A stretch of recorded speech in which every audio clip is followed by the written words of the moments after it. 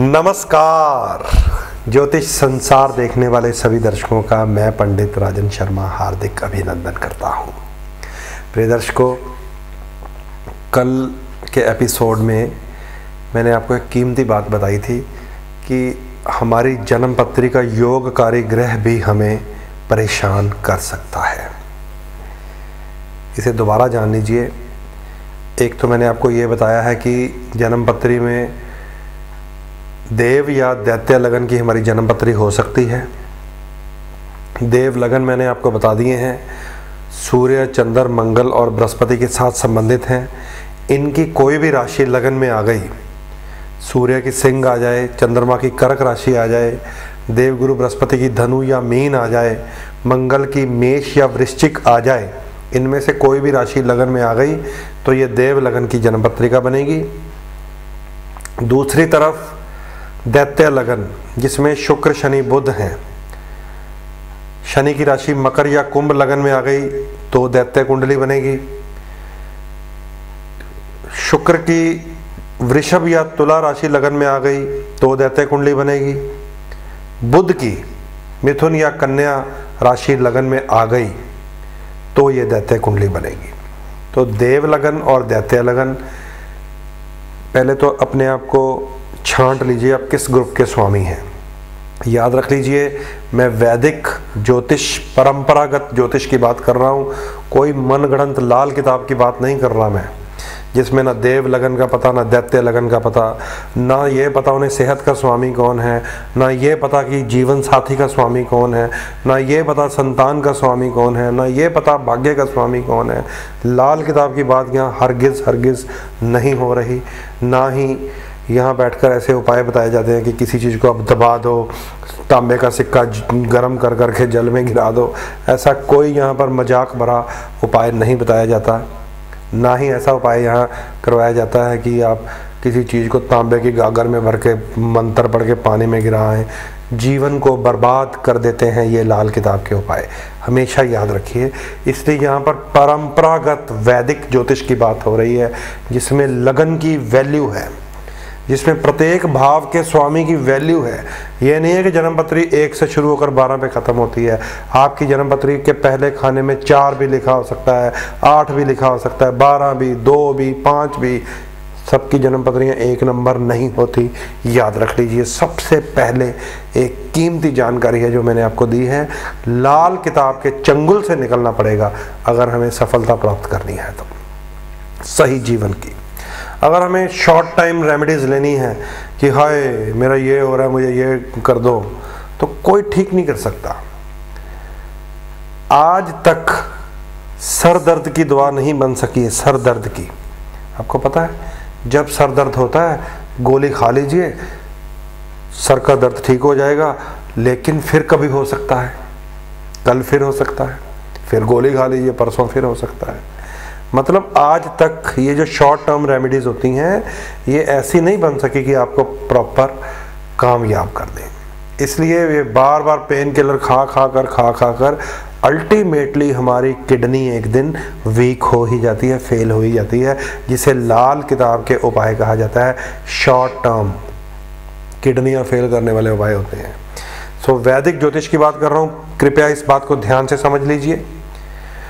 वैदिक ज्योतिष के अकॉर्डिंग देव या दैत्य 2 प्रकार के लगन हो सकते हैं। कल मैंने आपको बता दिया था, अगर आपकी दैत्य लगन की जन्म पत्री है, मान लीजिए तुला लगन की जन्म पत्री है, शुक्र के साथ संबंधित हो गई, तो आपके लिए शुक्र, शनि और बुध शुभ ग्रह हैं। मंगल, सूर्य आदि की जो दशाएं भी आएंगी, चाहे ये 6-6 साल लंबी हों, 7-7 साल लंबी हों, ये हमें परेशान करेंगी।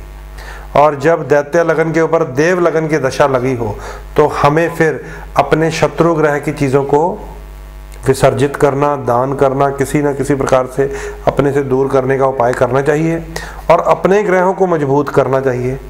अगर दैत्य लगन है तो बुध, शुक्र, शनि को मजबूत करना चाहिए, और छाया ग्रह है राहु, केतु, उनसे बचकर रहना चाहिए। याद रख लीजिए, ये सबसे पहली विधि है। इसी प्रकार अगर देव लगन की जन्म पत्री है, मान लीजिए आपकी जन्म पत्री सिंह लगन की है 5 नंबर, तो आपके लिए सूर्य, चंद्र, मंगल, गुरु, इन ग्रुप में आपको आना पड़ेगा। तो आपको सूर्य को, मंगल को और बृहस्पति को मजबूत रखना है। आपके लिए चंद्रमा कहीं ना कहीं हानिकारक हो सकता है, स्पेशल सिंह लगन को बता रहा हूं क्योंकि द्वादेश है। 12वें भाव का स्वामी भी पृथकतावादी सेपरेटिव नेचर प्लैनेट होता है, याद रखिए। तो आपको सूर्य, मंगल, गुरु को मजबूत रखना है। अगर सिंह लगन वालों के ऊपर शनि की, शुक्र की, बुध की दशा आ गई है तो उन्हें आपको ट्यून करना है, याद रख लीजिए। तो ये एक सिंपल बात है। लेकिन कल मैंने जाते हुए आपको ये बताया था कि हमारे ही योगकारी ग्रह की दशा हमारे ऊपर आ जाए, वो भी हमें तंग कर सकती है। मान लीजिए आप 8 नंबर वृश्चिक लगन है। वृश्चिक लगन के लिए बृहस्पति बहुत अच्छा ग्रह होता है क्योंकि पंचमेश भी है, द्वितीयेश भी है, धन का स्वामी भी है और संतान का स्वामी भी है। और गुरु ग्रह की दशा आ गई आपके ऊपर, आपको फिर भी परेशानियां मिल रही हैं। बहुत सारे लोग कहते थे जब गुरु की दशा आ जाएगी तो मालो माल हो जाएंगे, आपके उच्च के गुरु हैं, आपके लिए बढ़िया बृहस्पति हैं, पुखराज पहन लीजिए, पीला तिलक लगा लीजिए, जो जो गुरु को स्ट्रॉन्ग करने के उपाय है कीजिए, लेकिन आपको फिर भी लाभ नहीं मिल रहा। आप ही के योगकारी ग्रह की दशा है, आप उसके उपाय भी करते हैं, लाभ फिर भी नहीं मिल रहा। उसके पीछे अब क्या कारण हो सकता है? उसके पीछे कारण होता है शत्रु ग्रह, उसके पीछे कारण होते हैं छाया ग्रह। तो ये आप देख लीजिए कि मान लीजिए आप वृश्चिक लगन है, आपके ऊपर गुरु महाराज की दशा आ गई है और आपके भाग्य स्थान में उच्च के गुरु बैठे हैं, लेकिन उस बृहस्पति के ऊपर राहु या केतु की छाया तो नहीं है। इस बात को जानना अति आवश्यक है। उस बृहस्पति को, जो आपके देव लगन का बढ़िया योगकारी ग्रह है, कोई शत्रु ग्रह तो नहीं तंग कर रहा जो दैत्य लगन का ग्रह हो। शुक्र है, बुध है, शनि है। कोई ऐसी युति तो नहीं है कि गुरु राहु, गुरु केतु, गुरु बुध, गुरु शुक्र, गुरु शनि आपके भाग्य स्थान में बैठे हैं उच्च के गुरु को खराब करने के लिए। तो वो 16 साल जो बृहस्पति अच्छे कर सकते हैं, अपने शत्रु ग्रह या छाया ग्रह के कारण आपके लिए कमजोर रहेंगे, याद रखिए। यहां भी हमारी रेंज खराब होती है, यहां भी हमारी रेंज खराब होती है, क्योंकि वृश्चिक लगन की बात की है मैंने, तो यहां पर भी धन का स्वामी और संतान का स्वामी अगर राहु केतु से पीड़ित है तो धन प्राप्ति में कष्ट आएगा, संतान प्राप्ति में कष्ट आएगा, या संतान की तरफ से कष्ट आएगा। वृश्चिक लगन के लिए गुरु ग्रह धन का भी स्वामी है और पंचम भाव संतान या विद्या का भी स्वामी है।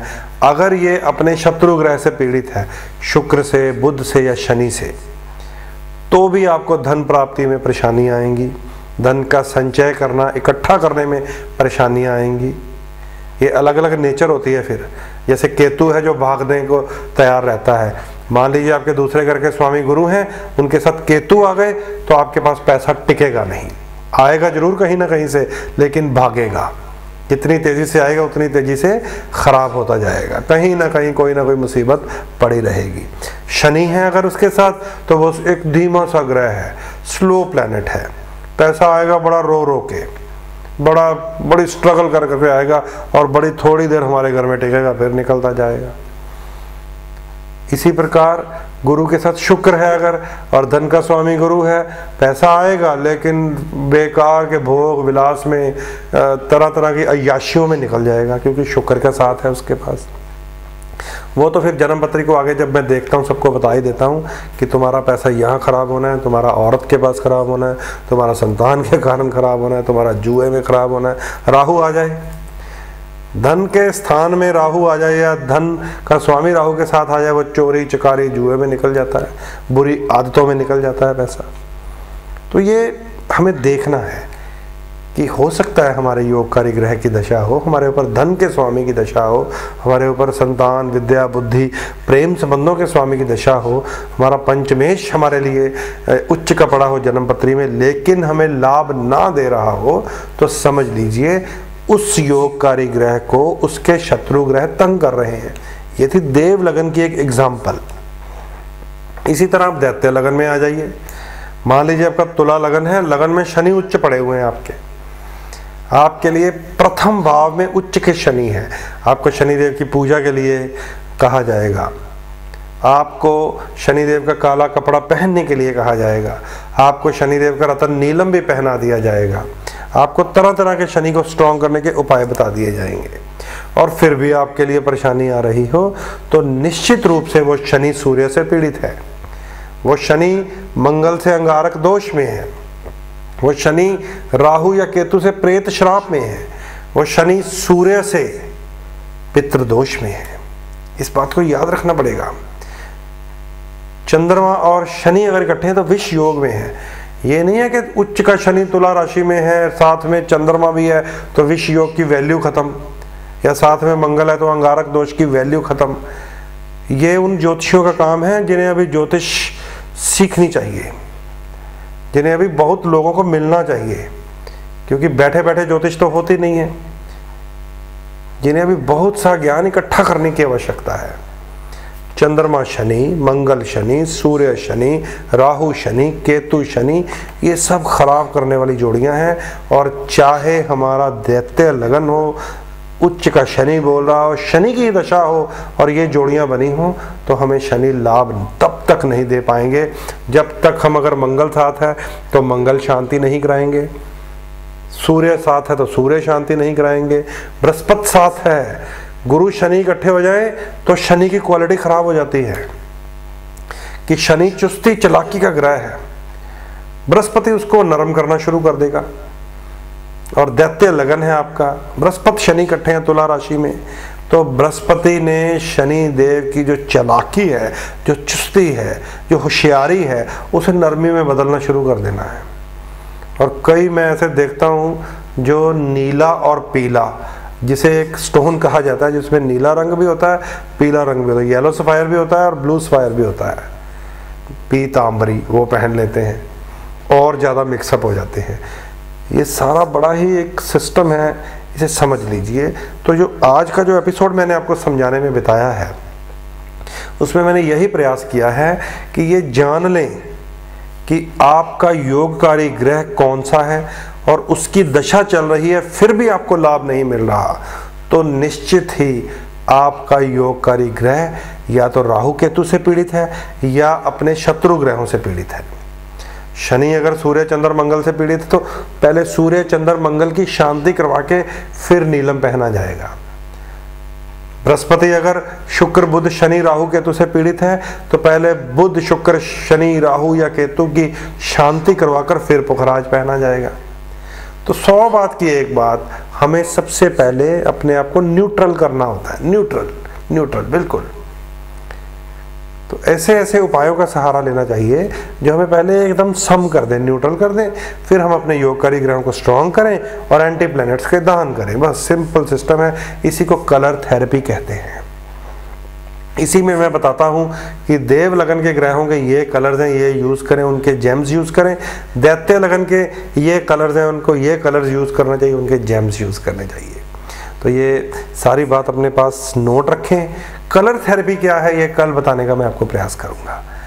तो अपनी जन्म पत्री में देखें क्या आपके अच्छे ग्रह की दशा चल रही है, उच्च के ग्रह की दशा चल रही है, फिर भी आप परेशान हैं। क्यों परेशान है, इस बात का हल आपकी जन्म पत्री में ही है। कैसे उस हल को किया जाना चाहिए सफलता प्राप्ति के लिए, इसके लिए आप अपनी जन्म पत्री एक्सपर्ट एस्ट्रोलॉजर को जरूर दिखाएं।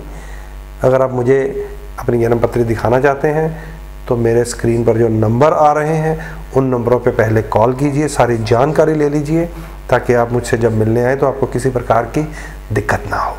बस यही संदेश देता हुआ आपसे विदा चाहता हूँ। नमस्कार।